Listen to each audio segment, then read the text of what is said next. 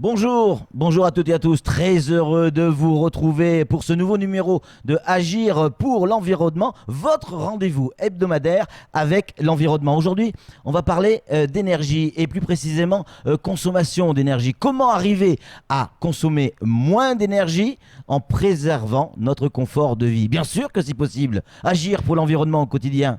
Moi j'y crois, tout de suite, le sommaire de l'émission.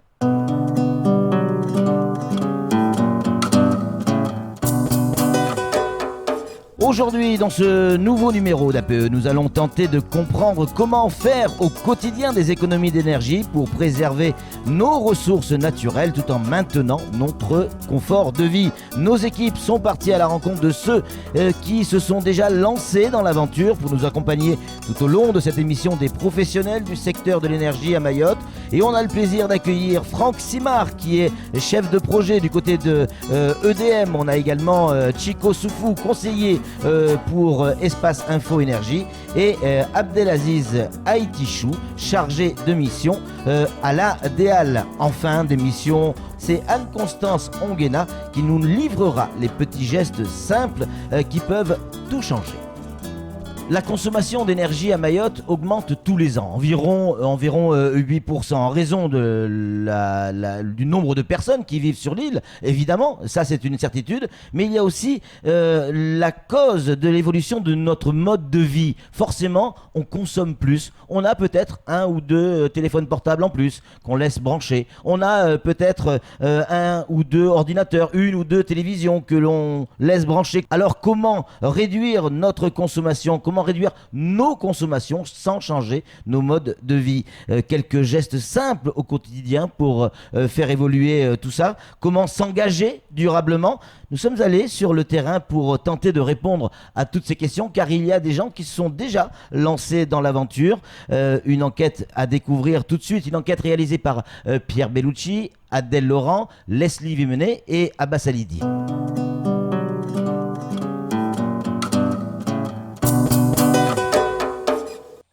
Selon le philosophe français Henri Bergson, l'avenir n'est pas ce qui va arriver, mais ce que nous allons faire.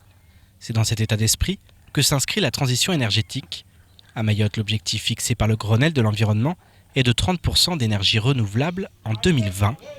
Face à ce défi, que fait la population mahoraise pour économiser de l'énergie au quotidien? Déjà, premièrement, pour économiser de l'énergie, j'utilise moins d'électricité. Utiliser le multiprise pour mettre plusieurs prises à l'intérieur, de façon à ce que de l'éteindre et l'allumer quand il faut. S'il y a des choses que je ne dois pas les brancher, je ne les branche pas. Des trucs tout bêtes, genre éteindre les lumières quand on sort d'une pièce ou alors éteindre sa clim, ne pas la laisser tout le temps allumée.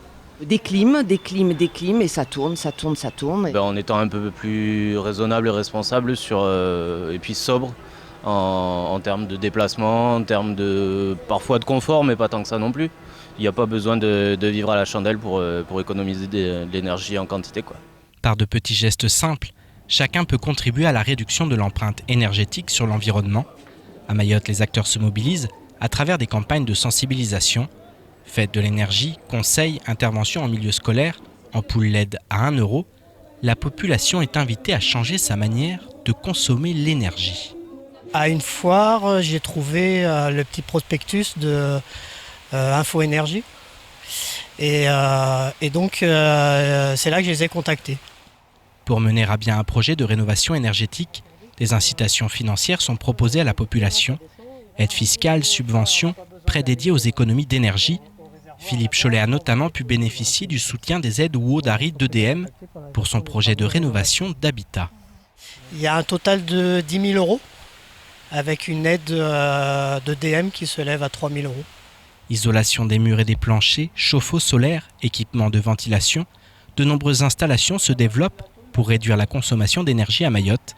Pour sa part, Philippe Cholet a opté pour une couverture performante qui lui permet de gagner en confort thermique.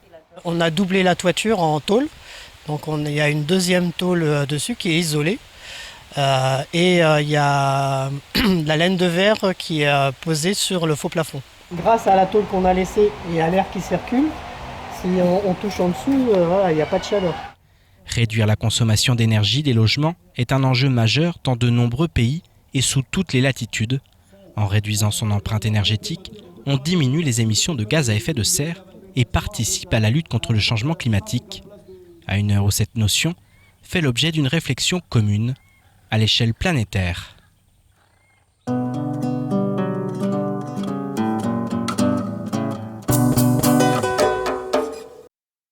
Oui, clairement, il y a du monde qui se lance déjà dans l'aventure. On va en parler avec nos invités. On va les découvrir tout de suite. On a avec nous Chico Soufou qui représente Espace Info Énergie. Chico, bonjour. Bonjour. Patrick. Merci d'être avec nous aujourd'hui. On a également Abdelaziz Haïtichou qui est avec nous, qui représente la DEAL. Abdel, bonjour. Bonjour Patrick, bonjour à tous. Et puis on a Franck Simard pour EDM. Franck, bonjour. Bonjour et merci pour l'invitation. Avec grand plaisir, c'est nous qui vous remercions d'avoir accepté notre invitation. Messieurs, pourquoi c'est important, à Mayotte plus qu'ailleurs peut-être, d'économiser sa consommation d'énergie? Allez, Abdel, avec vous. Alors, ce qu'il faut bien comprendre, c'est que l'énergie, il faut la considérer comme une ressource qui est finie. C'est-à-dire que si on continue comme ça, à terme, on risque de ne plus avoir d'énergie.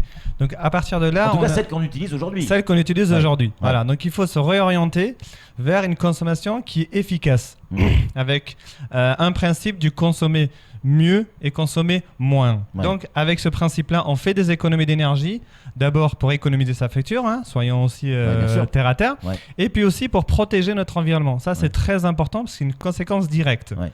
Donc, faisons des économies d'énergie pour protéger notre environnement, pour apporter sa contribution à la lutte contre le changement climatique et préservons surtout l'environnement pour les prochaines générations. Et pourquoi c'est plus important encore à Mayotte qu'ailleurs ?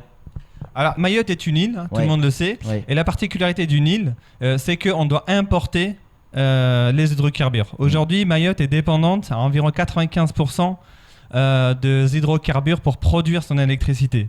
Donc ça veut dire qu'une électricité qui est économisée, c'est des impacts en moins sur l'importation. Tout ça, ça a un coût également.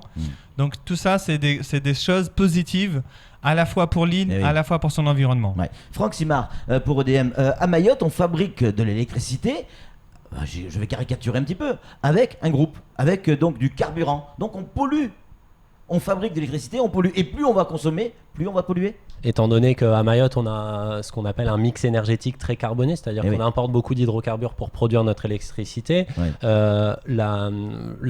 En général, les gens pensent d'abord aux énergies renouvelables, mais il faut savoir que ce n'est qu'un palliatif. Et la meilleure économie d'énergie étant celle qu'on ne consomme pas, il est bien sûr dans l'intérêt du territoire. C'est pour ça que l'ADEAL et EDM, en tout cas, sont convaincus et sont là aujourd'hui pour parler d'économie d'énergie et de consommer mieux notre énergie et de manière la plus efficace possible. Abdelaziz, pourquoi l'État s'intéresse à ce sujet? Pourquoi l'État s'intéresse à réduire notre consommation? Ça fait plusieurs années qu'on prend conscience petit à petit des effets du changement climatique et surtout de l'adaptation à ce changement climatique. Donc aujourd'hui, quand on conçoit des bâtiments, quand on conçoit des infrastructures, elles nous coûtent plus cher, faut le dire, elles nous coûtent plus cher parce qu'on doit s'adapter à des vents plus forts, à des hauteurs d'eau plus importantes, à des risques plus importants.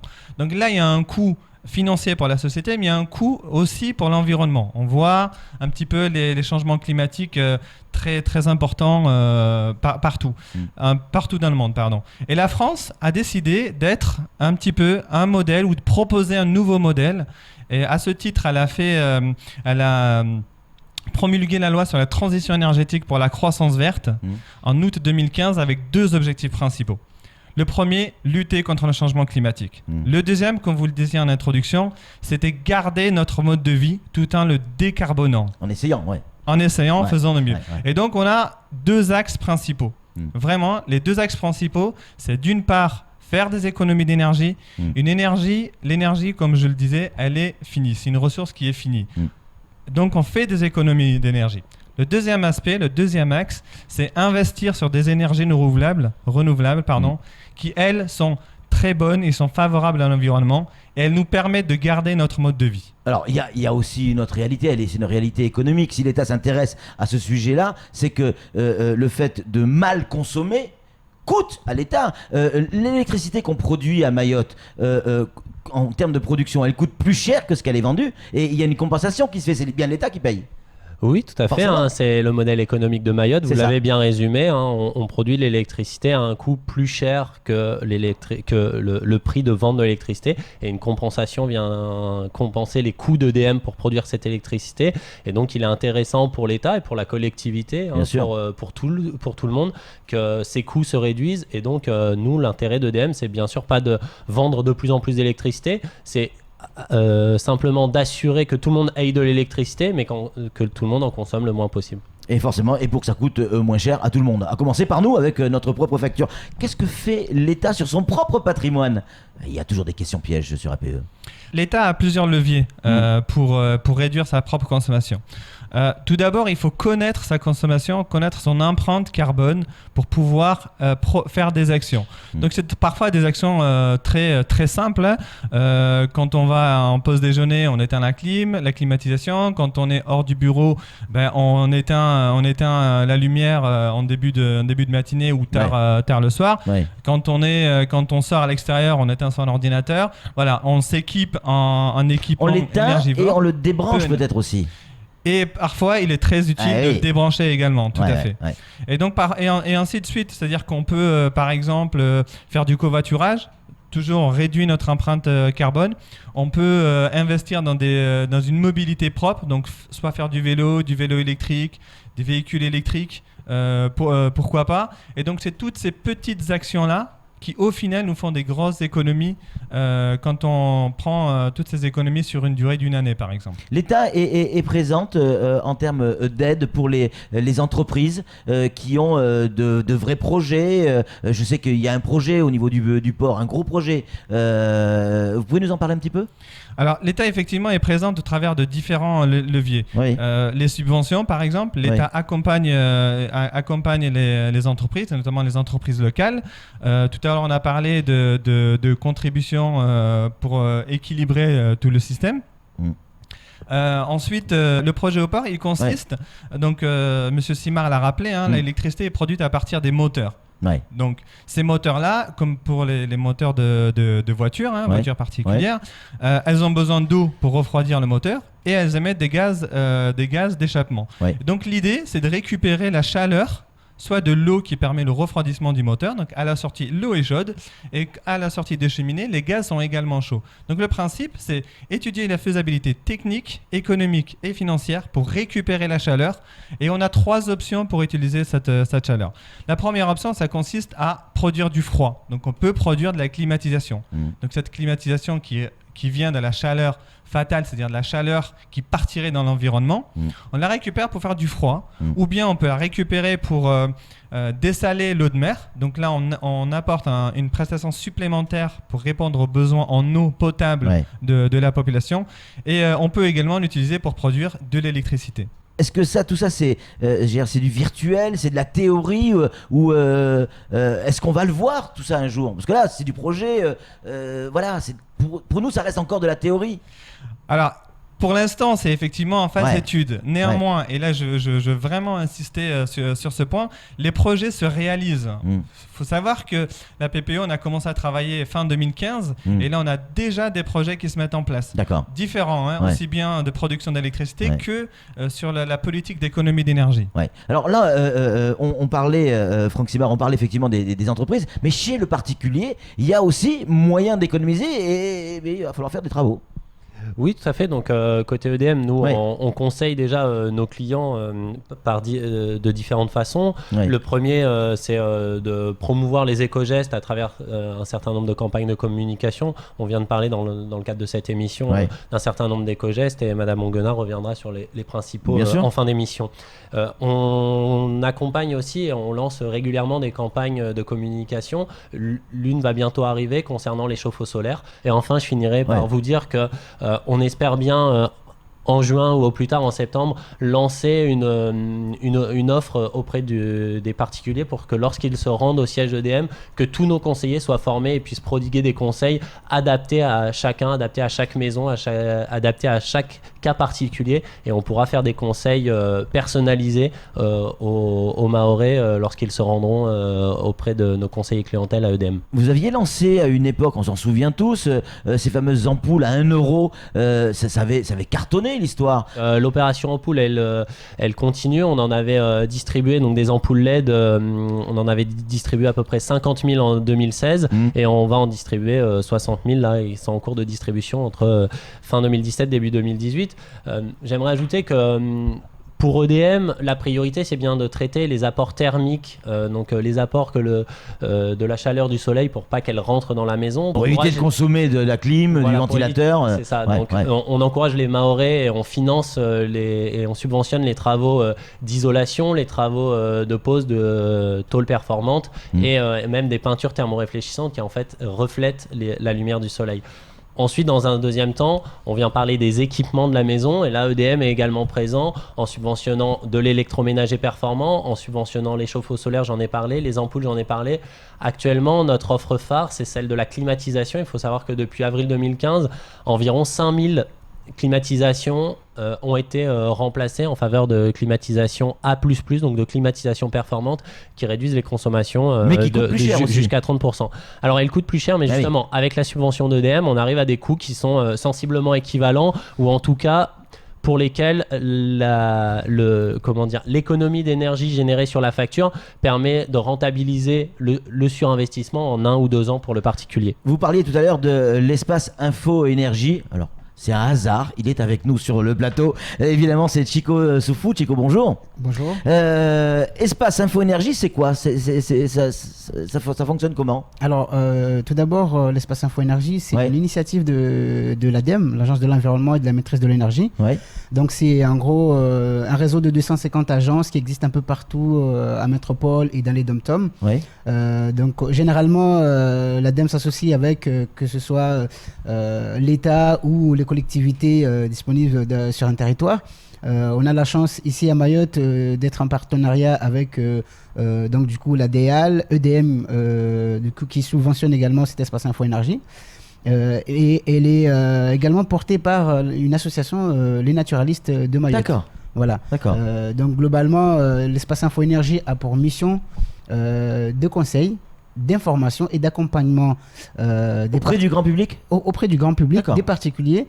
Donc vous baladez dans les villages, vous allez, balader façon de parler, hein, et vous allez à la rencontre de la population en fait. Hein. Voilà, on doit aller à la rencontre de la population pour les conseiller directement comment réduire sa facture d'électricité pour justement préserver l'environnement. Alors justement, prenons un exemple. Tiens, la mienne, ma facture, à moi, elle augmente tous les ans.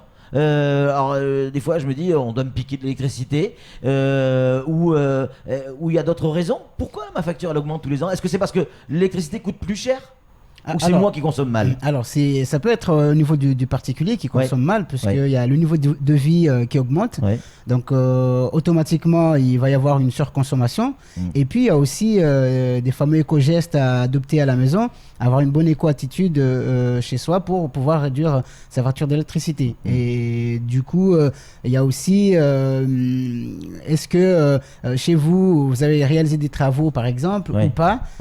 Tout ça, ça peut générer justement une surconsommation d'électricité. D'accord. Est-ce que pour consommer moins, on a bien compris ce que nous expliquait Franck tout à l'heure, je peux investir, faire des travaux, etc. J'ai bien compris, mais j'ai pas d'argent. J'ai pas les moyens d'investir. Ça veut dire quoi? Que moi je suis condamné, parce que j'ai pas les moyens, je suis condamné à payer des factures tous les ans plus chères? Alors, je dirais pas qu'on est condamné à payer des factures plus chères, puisque ça dépend aussi du mode de vie. Si on n'a pas les moyens d'investir, à ce moment-là, c'est tout simplement les éco-gestes qui permettront justement de faire des économies d'énergie. Voilà. Ça, c'est plutôt une bonne idée. Bon, il n'y a pas de moyens, on n'a pas d'argent, on le fait à l'ancienne, c'est-à-dire que on consomme moins. Est-ce qu'on a le droit, messieurs, d'y croire? Est-ce qu'on a le droit de croire qu'on peut arriver à faire baisser, pas que ma facture, mais la consommation d'énergie à Mayotte? Est-ce qu'on a le droit de croire un jour qu'à Mayotte, on pourra avoir des entreprises qui seront totalement autonomes en énergie? Non, on pense que c'est vraiment l'avenir, c'est jouable. Et avant toute chose, vous parliez tout à l'heure de 8% de croissance.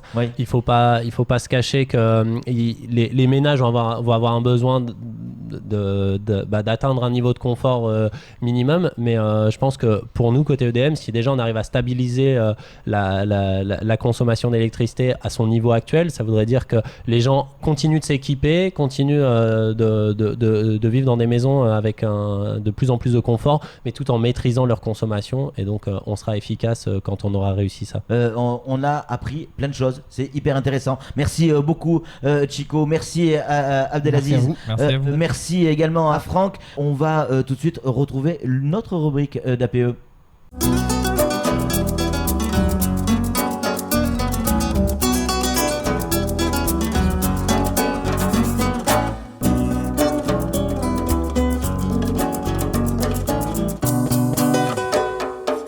Constance, bonjour. Bonjour Patrick. Merci encore une fois d'être avec nous. On en a pris l'habitude maintenant. On a plein de petites questions. Vous avez plein de petits tuyaux à nous donner avec les fameux gestes des châtis, c'est ça, hein? Est-ce que vous savez quel est l'appareil qui consomme le plus dans une maison?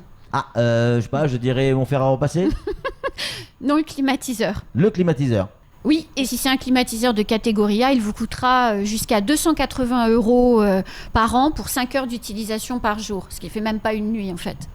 Donc c'est très cher. C'est très très cher, c'est ce qui coûte le plus cher, le climatiseur. Alors, et le brasseur d'air, ce qu'on appelle le ventilateur? Il va consommer jusqu'à 50% de moins d'électricité que ce fameux climatiseur dont on parlait, et ça peut générer une économie pouvant aller jusqu'à 140 € par an sur la facture, ce qui est quand même significatif. Oui, c'est-à-dire que ça a un résultat, une incidence sur notre facture directement. Ah, directement. Ouais. Et quand vous mixez le ventilateur et le brasseur d'air, vous économisez encore davantage. Franck Simard nous parlait tout à l'heure du chauffe-eau solaire. Pourquoi c'est important de faire installer son chauffe-eau solaire? Je prends un exemple d'un chauffe-eau solaire de 300 litres, donc c'est déjà un ballon familial.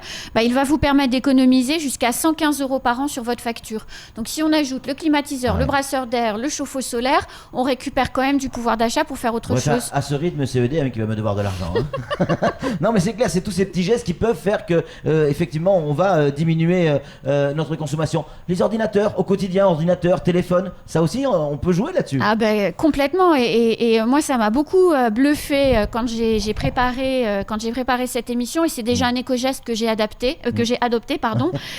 Quand vous faites fonctionner votre ordinateur 8 heures par jour, donc on va dire que c'est un temps minimum de travail quotidien, vous allez à peu près consommer 45 € par an d'électricité. Si vous le laissez en veille le reste de la journée, ce que moi je faisais, je consomme 30 € par an d'électricité.